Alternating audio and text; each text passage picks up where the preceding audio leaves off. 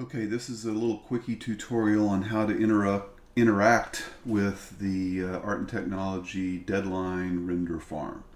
So our machines serve a dual purpose. They are slaves to the render processes that might be sent to them, and they can also double as workstations so that you can perform work on the machine. So we have two accounts. We have render accounts, and you'll notice them because they have this desktop with the little name at the top, and then your individual account that you can log into. The problem is that when the machine is being used for rendering, you can tell that that's happening because you'll see the little Maya icon or whatever application is being that the render is serving will be at the bottom, and you can't just automatically log out of the machine to log into your own account. So what you got to do is interrupt that process. What we don't want to do is interrupt the rendering such that a person's job gets messed up and frames aren't finished when they're being rendered, right? You don't want to like have a half rendered frame in the middle of someone's animation. So one of the things that you need to do when you walk in and you see that this is going on and the little icon is at the bottom is to launch Deadline. Okay, so I'm going to do that. Deadline Monitor 7. That will pop up an interface that allows you to interact with the Renderfarm. So you'll see right now a vet is currently rendering on all of the machines that are available on the farm, and what we want to do is get into Render 5 and use Render 5. So Render 5, if you put your mouse up here to the left, you'll see that there's a little button second from the right called Local Slave Controls. Just click on that. It'll pop up the controls for this machine that you're interacting with, and you'll see right here, this is Render 5, machine number 5. You can see that by 302-5.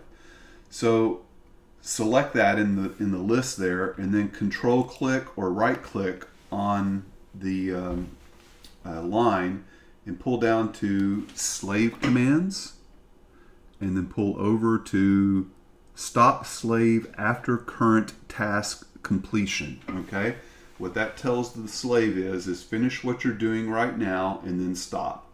So I'll click that and it'll pop up a new window, and then you'll see that it says what the command is, and it says whether it succeeded or not. All right, so I'll sit here and I'll wait for a couple of minutes. It depends on how long it takes for each of the frames to render. You can see that on a vet's job, it looks like the average frame render time is about 7 minutes or so. So if it had just started a render, then it might be up to 7 minutes before you can log into the machine. And you can kind of figure that out by looking at, see if there's number 5. And right now it's been rendering for 5 minutes. So we would expect that in another 2 minutes, this machine will stop its rendering tasks. You'll see that it'll show up as offline, and in the offline message it'll say that the slave is shutting down. What that means is that it'll be finished with the rendering task, and then you can log out and log into your own account. All right, so let's see here. I'll record. We'll watch this and see what happens here.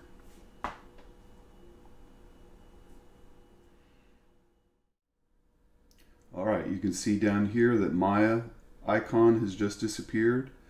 As soon as this refreshes, you'll see that it says that this machine is now offline and that the slave has shut down. So what you need to do now is just quit Deadline Monitor. Okay, and then now you can successfully log out of the render account, and it'll present you with the login dialog. You can log into your own account. Voila, and you're back in business. The machine is set up so that then your machine will be fully available for your use if you walk away for more than 10 minutes or so, then your machine will join into whatever rendering tasks are running in the background.